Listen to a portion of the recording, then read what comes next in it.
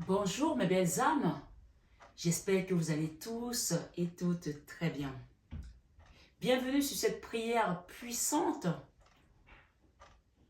pour briser les autels sataniques pendant cette période du carême pascal, avec Jésus bien entendu. Mais avant de démarrer cette prière, je voulais tout simplement qu'on comprenne d'abord pourquoi cette période pascale, pourquoi le jeûne, pourquoi on rentre dans cette saison et en tant que chrétien, qu'est-ce que ça nous apporte. Donc je vais essayer de vous expliquer en détail, rapidement, avant de rentrer dans cette prière. Mercredi dernier, le 22 février, était le mercredi des cendres. Pour vous tous qui êtes sur ma chaîne ou si vous arrivez pour la première fois, une bienvenue chaleureuse à vous sur cette chaîne Marie-Fatma, qui est une chaîne d'amour divin, d'amour inconditionnel, d'amour à l'unisson, mais plus que tout, l'amour de soi. C'était donc, comme je disais, le premier jour, le 22 dernier, le premier jour du carême, qui est marqué par l'imposition des cendres.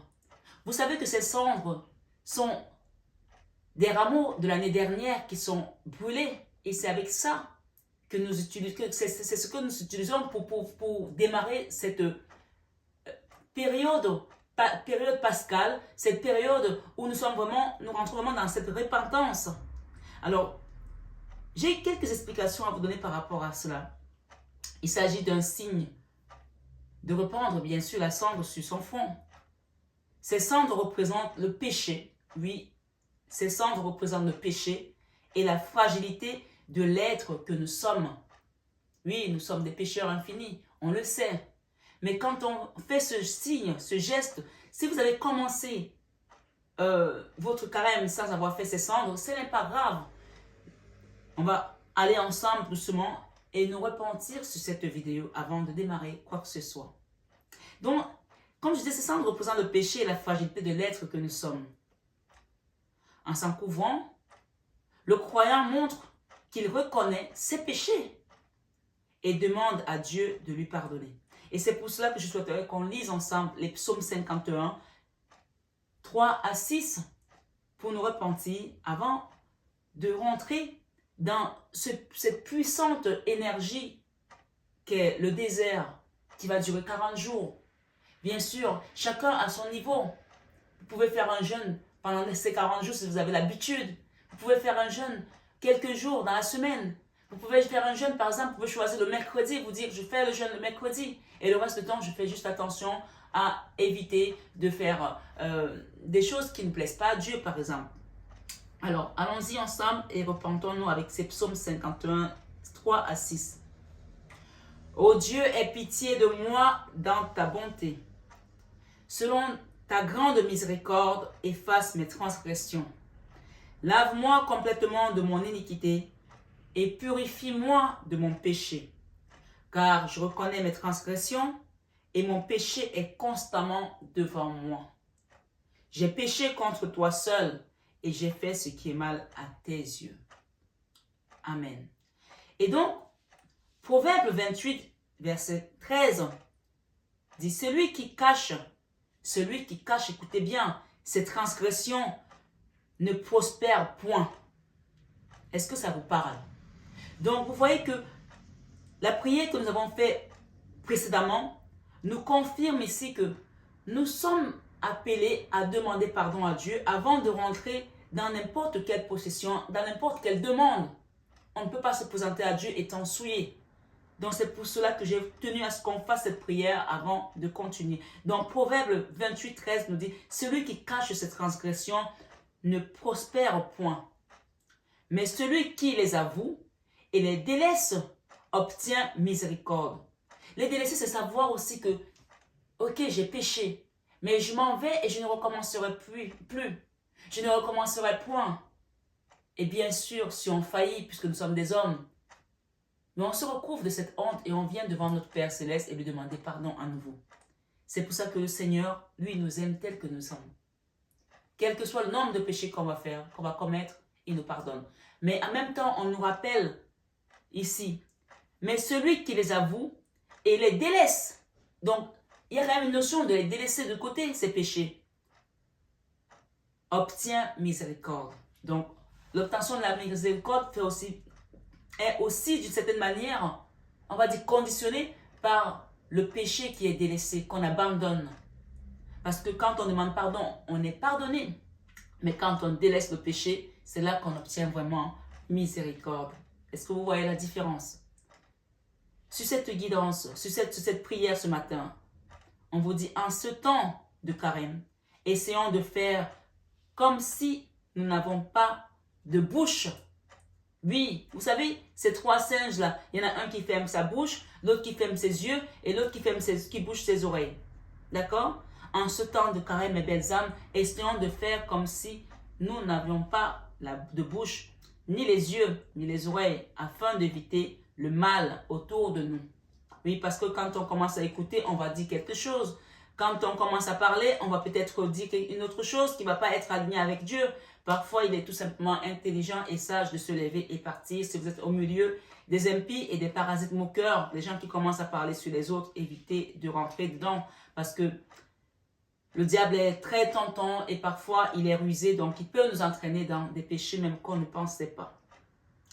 Proverbe 15, 1 à 4 nous dit, une réponse douce calme la fureur.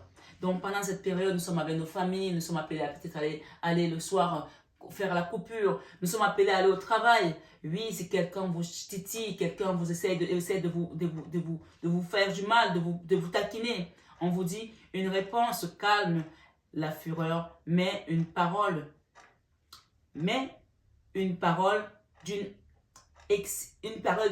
dure, autant pour moi, excite la colère.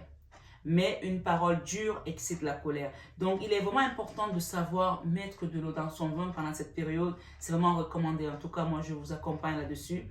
Et on nous dit, la langue douce est un arbre de vie, mais la langue perverse brise l'âme.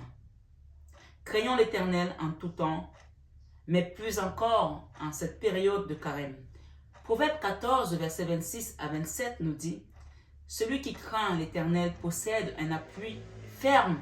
Oui, celui qui craint l'Éternel, je le répète, possède un appui ferme. Et ses enfants ont un refuge auprès de lui. Oui, ne voulez-vous pas que vos enfants soient réfugiés auprès de l'Éternel? Bien sûr. La crainte de l'Éternel est une source de vie pour détourner des pièges, les pièges de la mort. Oui, la crainte de l'Éternel est une source de vie pour détourner les pièges de la mort.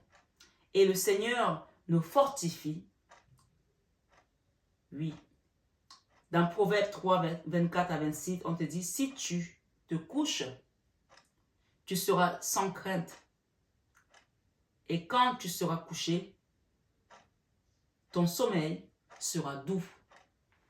Ceci veut tout simplement dire que quand on a demandé quelque chose à Dieu, et que peut-être pendant cette période, tu vas être tourmenté, tu vas te disputer avec ton mari ou un enfant.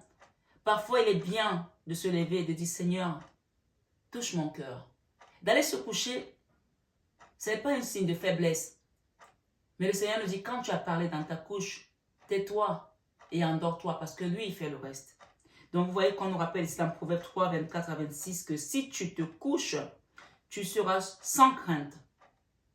Et quand tu seras couché, ton sommeil sera doux. Et oui, ne redoute ni une terreur soudaine, ni une attaque de la part des méchants, car l'Éternel sera ton assurance et il préservera ton pied de toute embûche. Amen. Donc on va commencer. Ça, c'est vraiment les promesses de l'Éternel, notre Seigneur, qui veille sur nous en tout temps. Il faut le savoir. Donc, j'ai préparé une prière ici, ensemble, on va l'écouter, qui nous dit, prière pour briser les autels sataniques. Saint Michael Archange, prince de la milice céleste, Saint Gabriel Archange, messager de l'incarnation du Verbe éternel, Saint Raphaël Archange, vainqueur d'Asmodée, daignez vous rendre à l'autel satanique de ma famille dans mon village natal, aux réunions de sorcellerie de mon village et dans tous les lieux où on prononce mon nom afin de me nuire et de me faire mourir et anéantissez leurs actions contre moi au nom de Jésus-Christ, mort et ressuscité. Que le mal qui m'était destiné retourne à l'envoyeur, non en esprit de vengeance, mais pour sa conversion et son salut éternel. Saint Michael Archange, je vous prie de venir me défendre dans mon sommeil toutes les nuits et même dans mes siestes, afin qu'il soit paisible et reposant au nom de Jésus-Christ. Je refuse de manger et de boire en songe, d'être étranglé en songe, de retourner en arrière ou de descendre une échelle. Saint Michael Archange, je vous prie, daignez trancher les liens sataniques qui me rattachent à ma ville natale et aux forces occultes qui en veulent à ma vie, à la vie des enfants de Dieu. Saint Michael Archange, je vous prie de venir m'épargner de l'esprit de misère matérielle et corporelle, de l'esprit de mort, de torpeur, de colère, de désespoir, au nom de Jésus-Christ. Saint Michael Archange, daignez protéger mon corps afin qu'il ne serve pas de véhicule dans le monde visible ou invisible et ne soit utilisé pour les actions maléfiques à mon insu. Viens, Esprit de Dieu vivant et vrai, viens, Esprit de Dieu, me sauver. Amen. Amen, Jésus. Mes belles âmes, je vous souhaite une excellente journée et je vous fortifie dans votre carême pascal. Soyez tous bénis abondamment par la source, par notre Seigneur Jésus-Christ. Je vous aime de tout mon cœur, mais ça, vous le savez déjà. Namasté à tous nos guides de lumière et namasté à vous, mes belles âmes de lumière, en ce jour. Prenez bien soin de vous.